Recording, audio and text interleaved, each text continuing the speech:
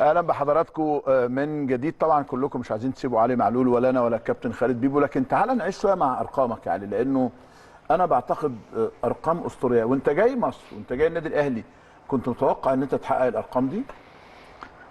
الصراحة لا. الصراحه لا. الصراحة لا. اه بس بعد ما دخلت في المنظومة لا، ولعبت قلت لا، ممكن في حاجات ممكن تتعمل، بس ما توقعتش ان هي تبقى مم. للدرجة دي يعني. مم. بس المكان بتاعك ده النادي الاهلي دايما محظوظ بيه. يعني انا هتكلم مثلا من العصر بتاعي.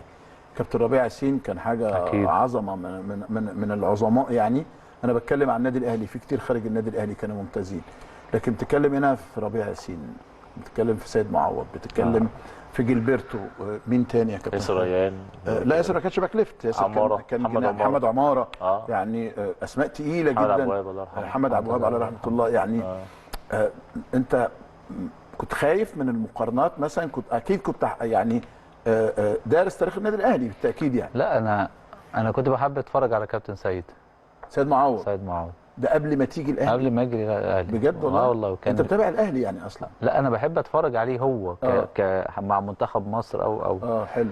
فاتقابلت انا وهو، كان في عندنا ماتش ودي الصفاقسي مع الاهلي، كان في دبي. حلو. اتقابلت انا وهو صدفه في الفندق. الله، حلو ده. وانا في الريسبشن نازل لقيته موجود قدامي.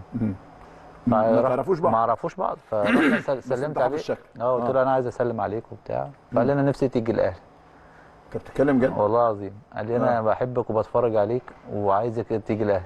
فقلت له انا كمان والله بحبك وبتفرج عليك. اول مره كده. فسبحان الله بعدها بسنه جيت انا هنا وهو كان موجود في الجهاز الفني.